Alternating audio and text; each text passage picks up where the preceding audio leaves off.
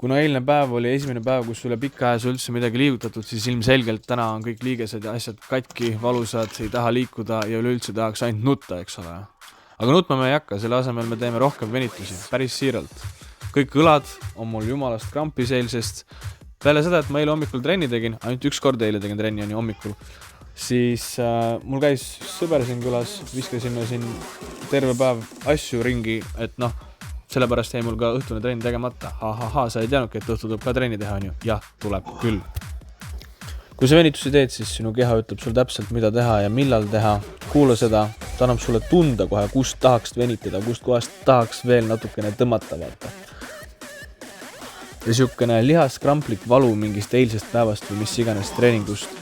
Kui on, siis mul aitab väga hästi siuke, ma nimetaks seda nagu aeroopsemaks venituseks, siuke järsemad liigutused, siuke tõmbad kohe raging jääb igalt poolt läbi, sest siuke lihtne venitus nagu ei hakka nagu mõjuma või niimoodi, siis tuleb seda teha natukene jõulisemalt lihtsalt.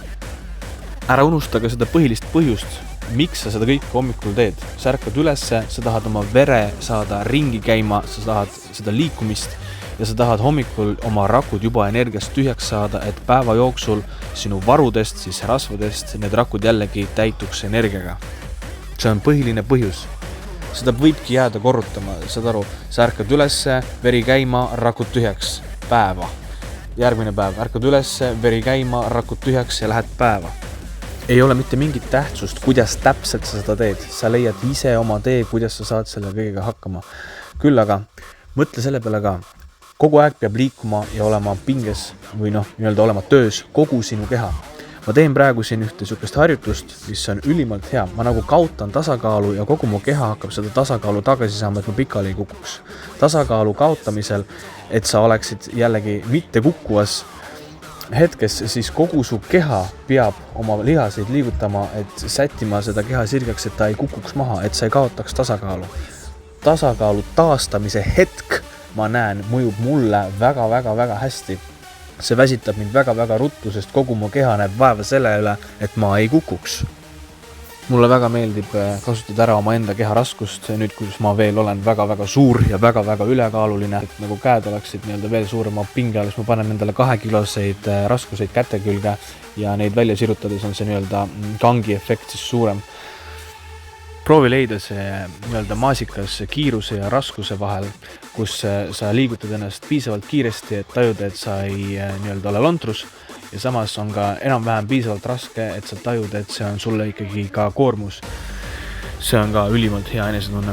Ja minu puhul mulle meeldib ka lõppude lõpuks natuke lihaseid revendada, et võtad lisaraskused ja lihtsalt hakkad ennast tapma selles suhtes, et vaatad, kus veel väsinud ei ole.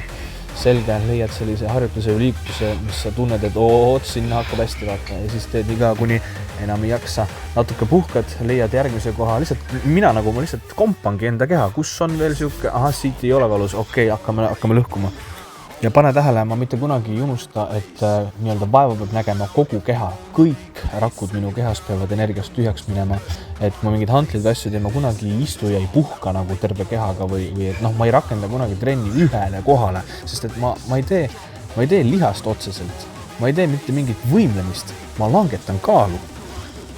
Nüüd, kui hommikune rutiin on läbi, siis sa võid ennast premeerida ühe tassiga teega, sinna sisse ei lähe mitte midagi peale tee, sa võid panna ühe sidruniviilu ka, kui tahad. Sinu järgmine toidukord on 17:30 ja siis pärast seda tuleb ka õhtune rutiin.